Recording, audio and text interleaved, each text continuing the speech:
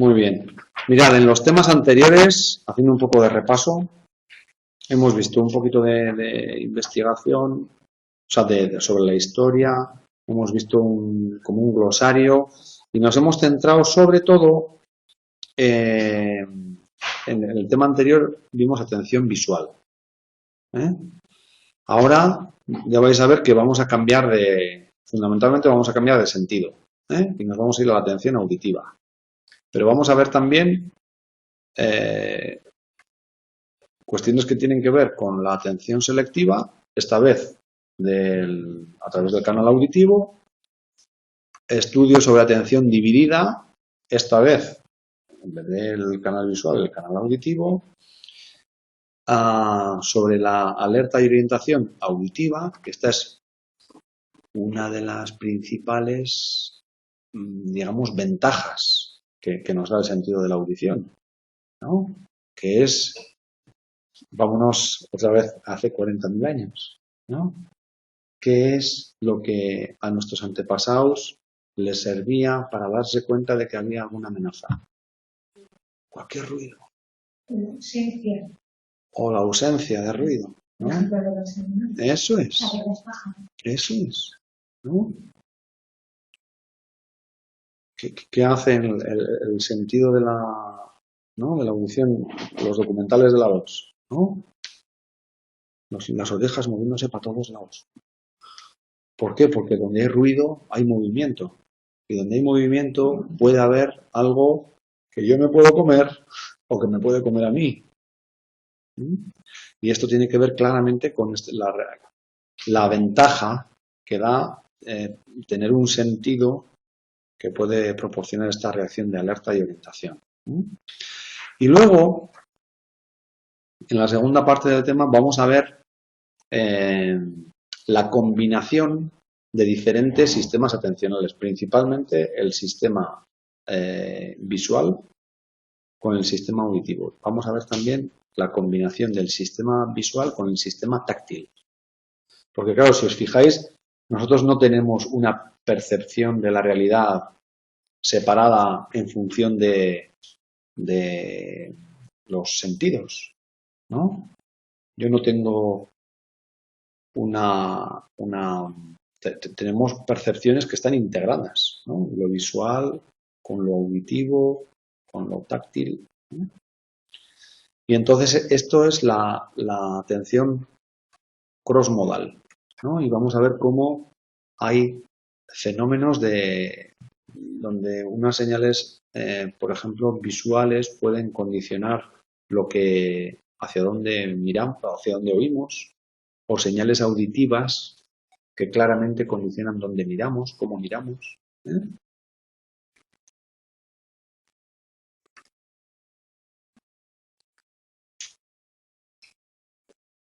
Bueno, y son un poco los temas sobre los que gira este capítulo. Existen diferentes tipos de atención según la modalidad sensorial o hay una capacidad global. Pensarlo bien, me interesa muy bien que visualicéis esta idea. Cada modalidad, cada sentido tiene su propia capacidad de atención o hay una capacidad global que se reparte en función de los diferentes sentidos. No, porque no es el mismo planteamiento. ¿Cómo se integra la información proveniente de diferentes modalidades?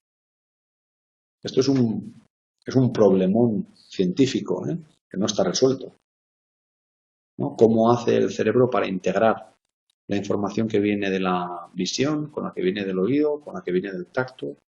¿no? ¿Existe un controlador atencional supramodal? Imaginaos como si fuera un homúnculo, ¿no? un enanito dentro de nuestro cerebro que coge todas las informaciones de cada sentido y las va uniendo de manera que tengan sentido para nuestra mente, ¿no? Esto siempre nos lleva a la regresión al infinito. Dice, sí, y entonces, ¿quién controla ese homúnculo? ¿Cómo se controla? Ah, pues tendrá dentro otro homúnculo que controla el homúnculo. Y luego habrá un homúnculo dentro del homúnculo, un enanito dentro del enanito, ¿no? Bueno, y vamos a hablar en este tema de la atención auditiva, que es diferente a la visual, en el sentido de que, por ejemplo, los estímulos sonoros aparecen mezclados en el ambiente, ¿no? Yo no veo en este momento dos personas, si os ponéis una delante de la otra, no veo dos personas a la vez. No, te veo a ti si tú te pones delante o te veo a ti, María, si tú te pones delante, pero no veo dos personas a la vez. Sin embargo, si os ponéis a hablar las dos a la vez, los dos estímulos llegan a los oídos, ¿no? En ese sentido es diferente. Y también es diferente la localización espacial. La visión tiene una mucha mayor capacidad de localización espacial que la audición, ¿no? Con la visión claramente sabemos si está arriba, abajo, a la izquierda, a la derecha, ¿no? Ya vamos a ver que con la audición, ¿no? Muchas veces lo primero que haces detectas el sonido, pero no detectas inmediatamente de dónde viene. Si es de adelante, de atrás, ¿no? De arriba, de abajo, ¿no? Pensad en cuando hay un vecino ruidoso. Muchas veces no en la sensación de que pelma, sino no es tan evidente, tan rápido saber si el ruido viene de arriba, de abajo, no, de allí o de allí, ¿no? Y dedicamos mucho tiempo a detectar quién es, ¿no? Sin embargo, con la visión esto no ocurre de una manera, vamos, inmediata, ¿no?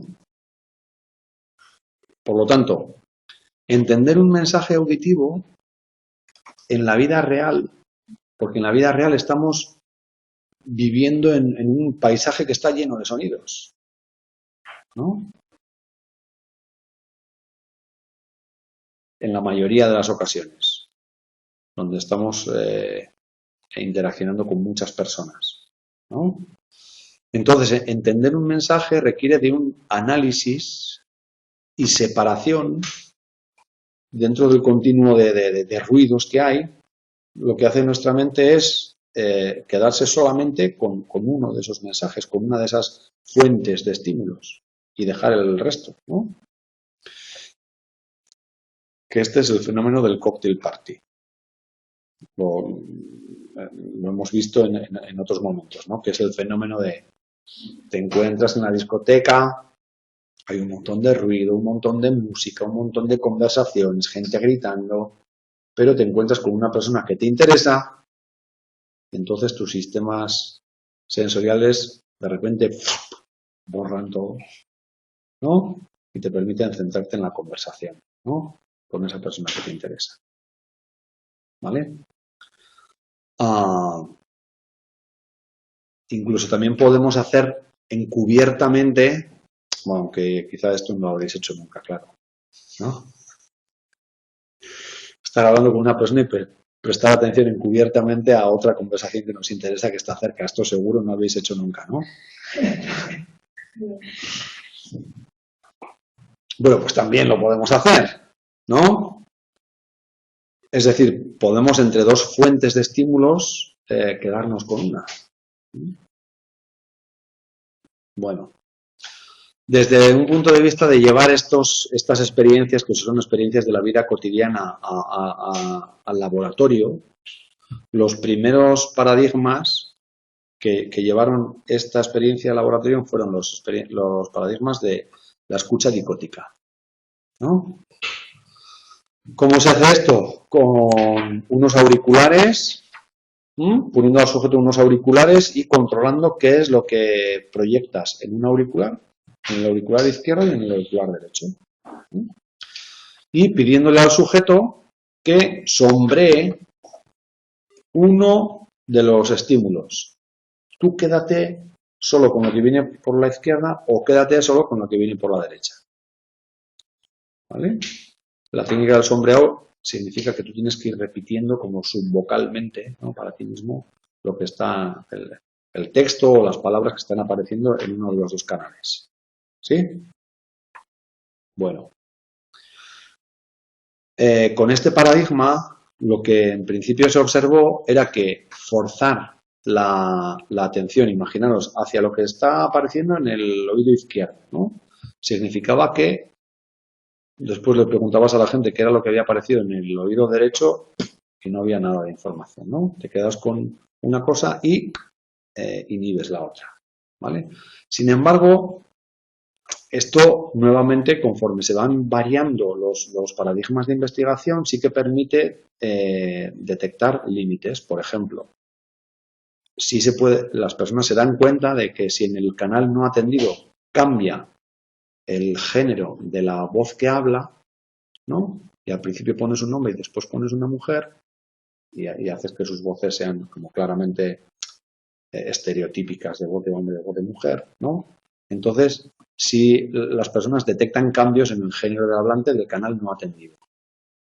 ¿Sí? Y más, ¿no?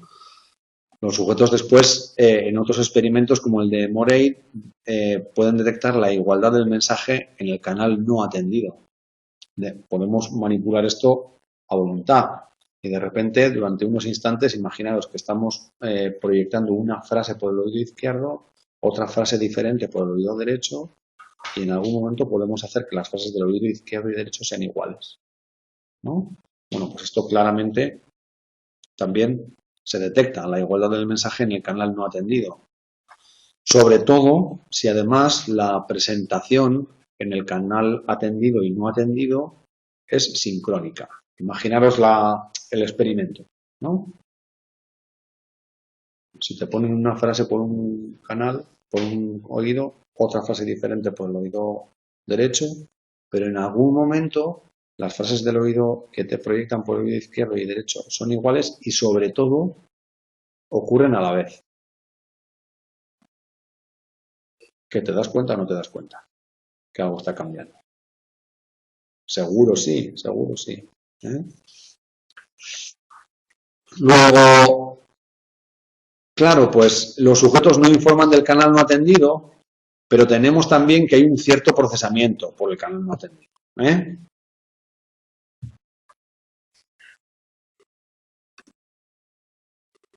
Bueno, ¿qué factores facilitan o influyen en la selección de los estímulos auditivos que procesamos?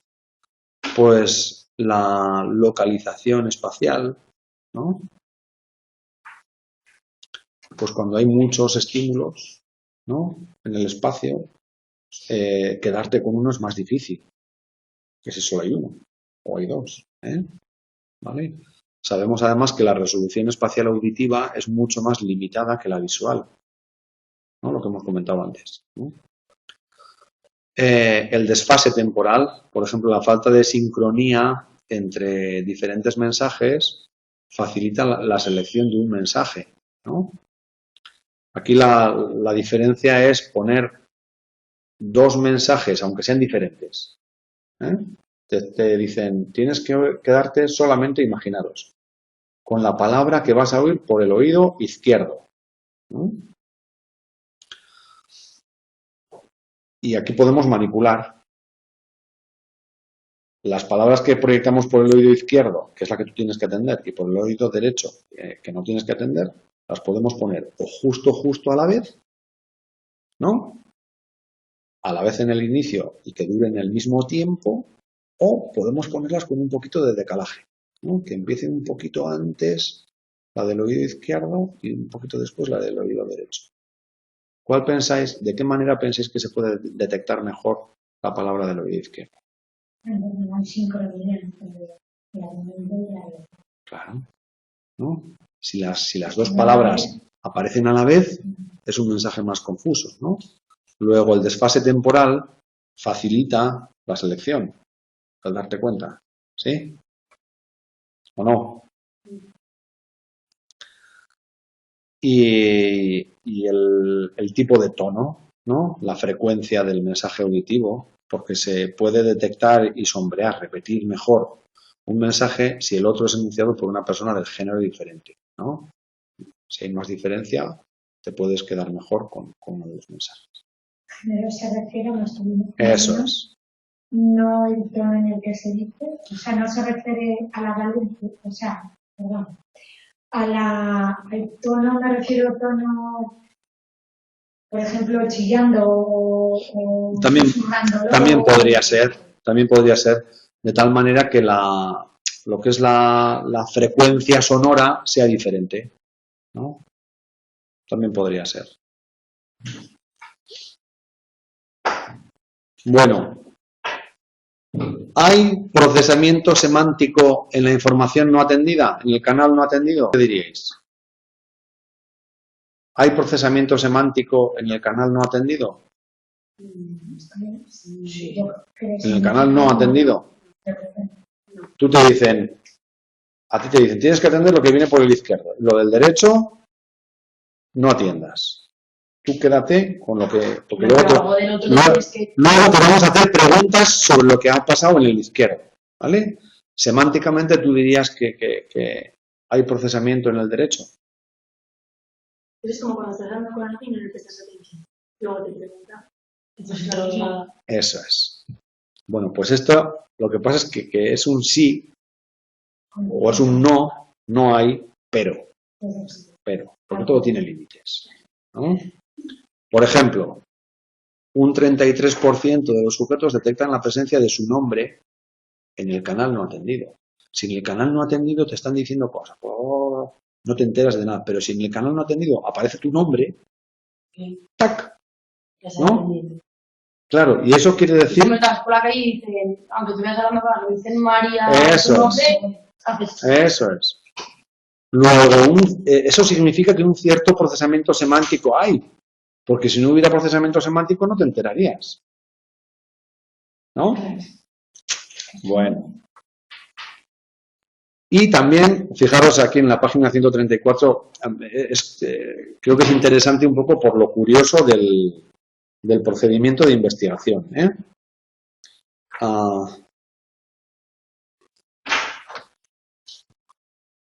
En este experimento de Treisman dice, las palabras del canal no atendido pueden reconocerse si estas palabras encajan de alguna manera semánticamente con las del canal atendido.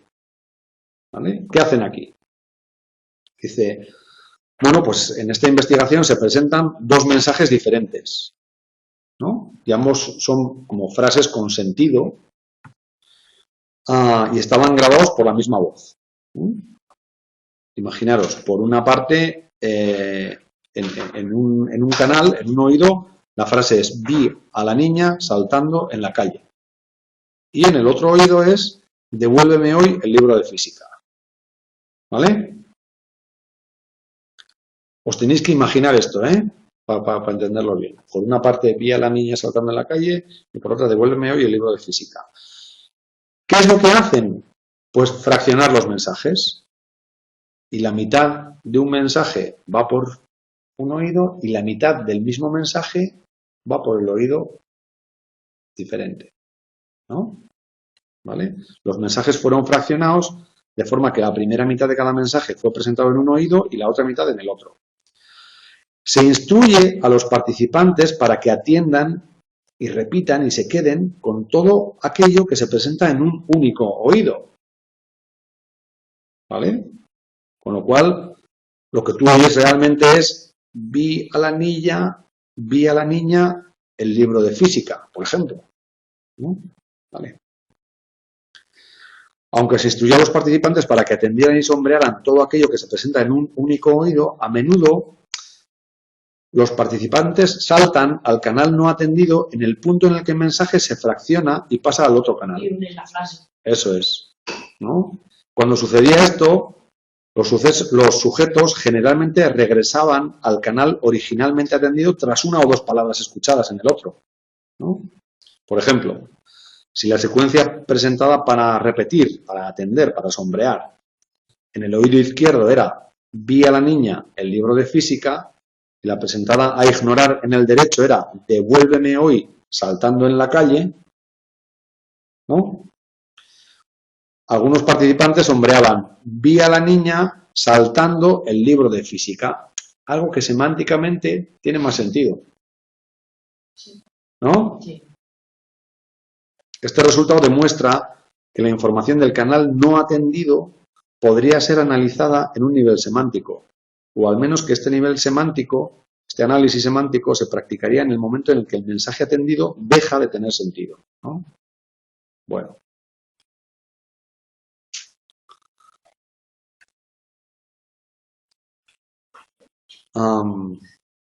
Bueno, también en el experimento de la escucha dicótica se puede presentar lo mismo, ¿no? Pues te vamos a decir unos números por el oído izquierdo, otros números, otra secuencia diferente por el oído derecho. Por el oído izquierdo vas a oír 752, por el derecho 498, ¿vale? Y luego se compara el nivel de recuerdo en función de las instrucciones, porque podemos dar una instrucción. Lo que tienes que hacer ahora, en el siguiente paso, es decirme los números que han aparecido en primer orden, después los que han aparecido en segundo orden y después los que han aparecido en tercero, ¿no? Con esta instrucción sería 4, 7, 9, 5, 8, 2, ¿no? Otra instrucción diferente sería, dime primero los que han aparecido en el oído izquierdo y después los que han aparecido en el oído derecho, ¿no? Con esta instrucción sería 7, 5, 2, 4, 9, 8, ¿no? ¿Vale? Bueno, pues el rendimiento y la tendencia es recordar los ítems de cada oído, ¿eh? Más que según el orden. Los resultados son mejores si pedimos, dime primero los del oído izquierdo y luego los del oído derecho. Luego esto lleva a plantear que la selección de los mensajes es temprana. ¿Por qué? Porque se seleccionan en función de propiedades físicas, ¿no? ¿En función de qué? De si viene por aquí o por aquí.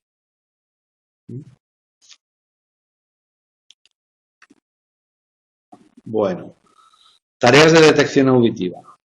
Podemos entrenar a los sujetos a decir, mira, vas a oír una serie de tonos diferentes, ¿no? ¿Os han hecho alguna vez un reconocimiento médico en el trabajo? No, bueno, pues cuando os hagan alguna vez, una cosa que hacen es, te ponen para ver qué tal oyes. Vale, cuando oigas el tono. pitido. Eso es, Sí. ¿no? El médico de cabecera, Ya que las Bueno, revisiones. eso es. Bueno, pues podemos, con ese mismo planteamiento, sitúate ahí, te pueden decir, mira, ahora tienes que apretar el botón solamente cuando oigas este tipo de tono o este otro tipo de tono, ¿no? Y nosotros estamos controlando si el tono tiene 1200 hercios o 1000 hercios, 900 hercios o lo que sea, ¿no? Vale. Bueno, pues ¿cuándo se facilita esta detección? Pues cuando solamente hay un target, en función de que haya uno o varios, o cuando hay varios targets, cuando estos son claramente diferentes entre sí, ¿no? Cuando los targets es un tono muy agudo y uno muy grave, pero si los vamos acercando, entonces la detección ya empieza a provocar más dudas, ¿no? Bueno. Y también el rendimiento baja cuando los targets aparecen simultáneamente, uno por cada oído. Porque, ¿qué estamos haciendo entonces? Provocar un paradigma de atención dividida. Y ya sabemos que con atención dividida el rendimiento empeora, ¿no? Por lo general. ¿Vale? Conclusión. Es más fácil atender a una fuente de información que a estímulos simultáneos. Cuando tú estás hablando con una persona a la que le estás mirando a la cara y que visualmente le estás atendiendo a ella, pero a ti lo que te interesa es la conversación que tienes atrás, en algún momento te dice, ¿pero me estás haciendo caso? ¿No? Sí. ¿Por qué? Porque es más fácil atender a una fuente de información que a estímulos simultáneos. Es realmente trabajar en paradigma de atención dividida es complicado. Bueno, sabemos que la atención auditiva tiene claramente una relación con esta función de alerta.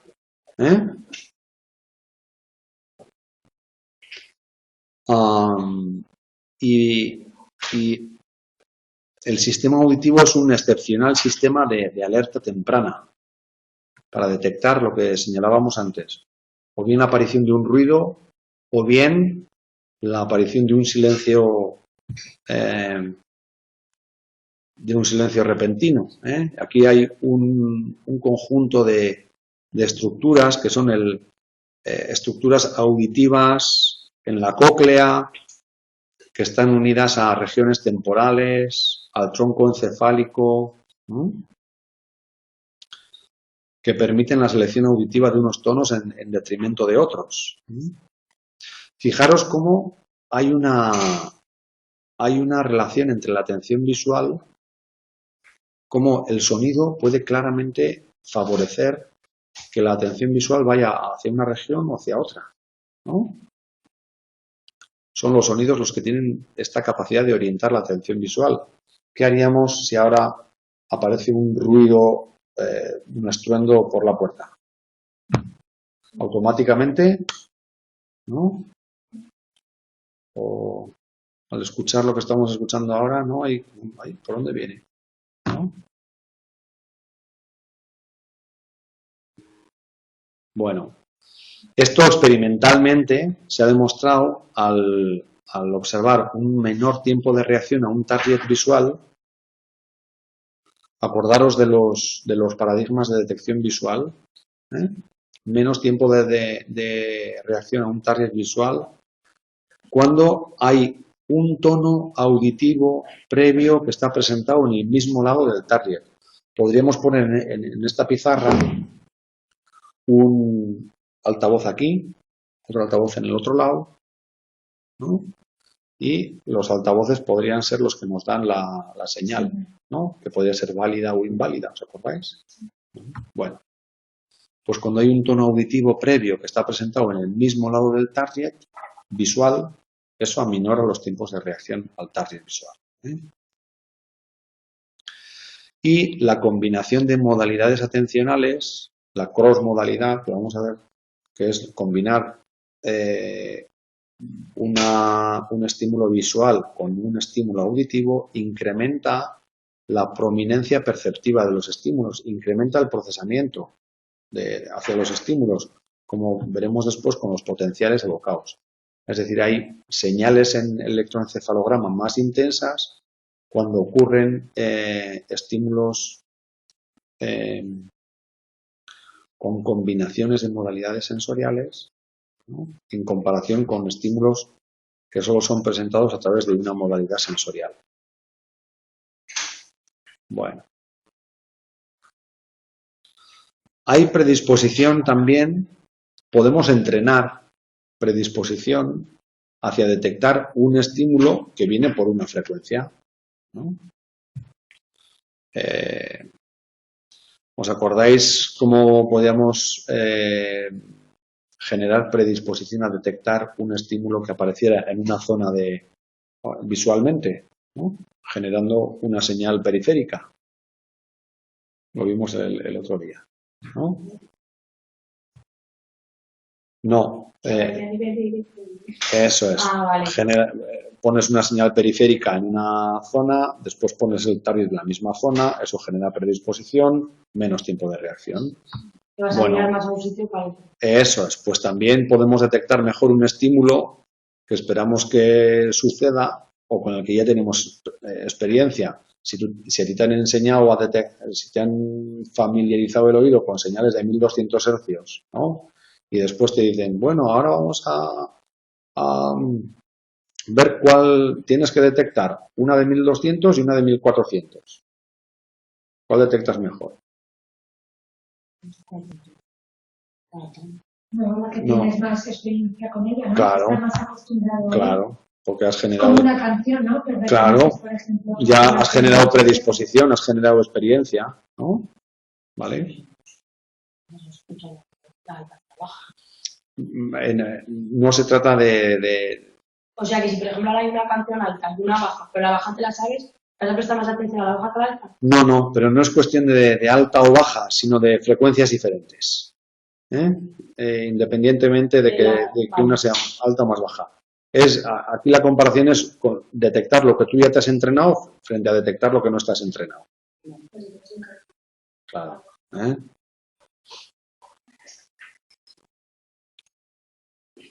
Bueno, sabemos que la detección es mucho menor para targets diferentes al target que hemos entrenado anteriormente.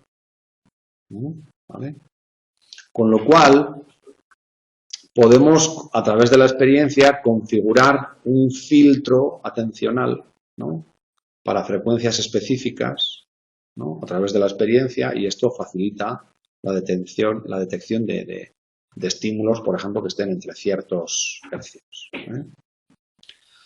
Bueno, hay predisposición hacia la frecuencia, claramente, pero también podríamos estudiar si hay predisposición para detectar estímulos auditivos en función del espacio.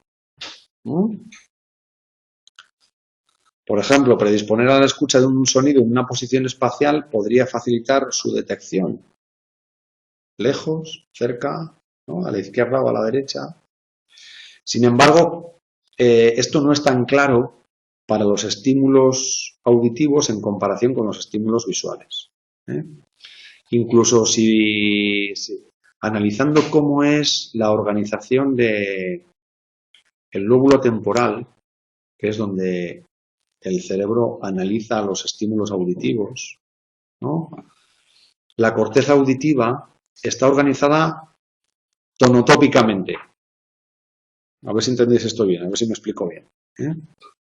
La corteza auditiva, que está aquí en la corteza temporal, está organizada tonotópicamente. Es decir, los estímulos de frecuencias cercanas están estimulando regiones cercanas, ¿no?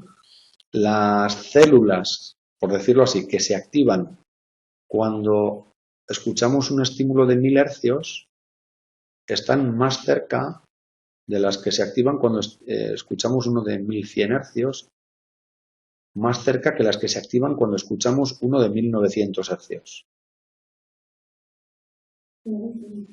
Vale. Las células que se activan cuando tú escuchas un tono de 1000 hercios están aquí, imagínate, ¿no? Las que se activan cuando escuchas uno de 1100 hercios están aquí. Las que se activan con uno de 1900 hercios están más abajo, más arriba o diferente. Pero tienen más distancia entre ellas. ¿En función de qué? En función de los hercios, de la frecuencia de los sonidos. No, y esa es la organización de la corteza auditiva. ¿En función de qué? No de que los estímulos estén más lejos o más cerca o estén más arriba o más abajo, sino en función de la frecuencia del estímulo. ¿Sí? No en función de la topología, de si están más cerca o más lejos, sino en función de la frecuencia.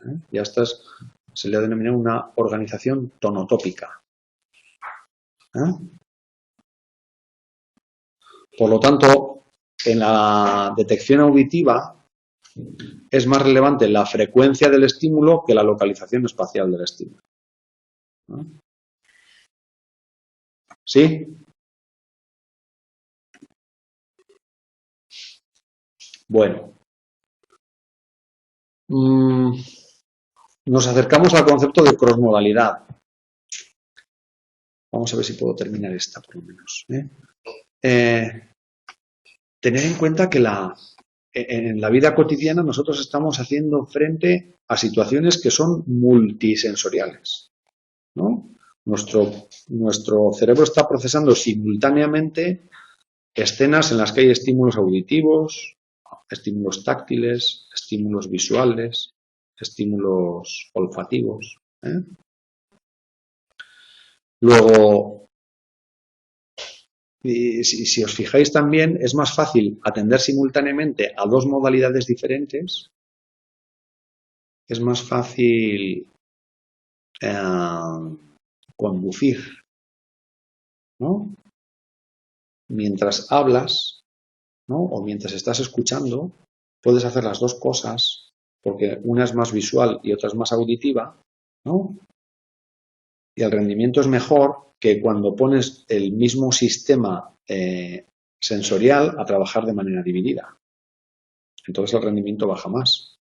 ¿Cuándo baja más? Cuando tienes que repartir la visión entre lo que tienes enfrente del coche y el teléfono para mandar un WhatsApp, ¿no? Entonces podemos cometer más errores y esto tiene consecuencias fatales, ¿vale? Luego es más fácil atender simultáneamente a dos modalidades diferentes que a dos mensajes de la misma modalidad, ¿vale? Esto se ha observado, por ejemplo, a través de un peor rendimiento cuando nos piden juicios sobre la duración de dos estímulos, ¿no? ¿Cuánto duran los estímulos? Cuando empleas atención dividida, ¿no? Para cada uno de ellos, ¿no? Por el mismo canal, ¿vale? Bueno, también se puede generar predisposición a una modalidad sensorial. Podemos pensar si esto influye en el procesamiento de un estímulo. Podemos dar señales inválidas sobre la modalidad del procesamiento. Podemos decir, cuando veas un color rojo, el estímulo auditivo va a venir por la izquierda. Y cuando veas un color azul, el estímulo auditivo va a venir por la derecha. Esas señales visuales pueden ser válidas o inválidas, ¿no? ¿Vale? Bueno, pues señales inválidas sobre la modalidad de procesamiento generan coste. Esto lo tenéis ahí en la página 147-148, ¿vale? Y sin embargo, las señales válidas generan ventaja, pero se ha observado que esta ventaja solo es para el procesamiento de targets visuales, no para el procesamiento de targets auditivos. ¿Vale? Bueno. Y esto quizá por lo menos esto lo voy a explicar el próximo día, porque es un poquito complejo de entender, pero lo vemos el próximo día, ¿vale?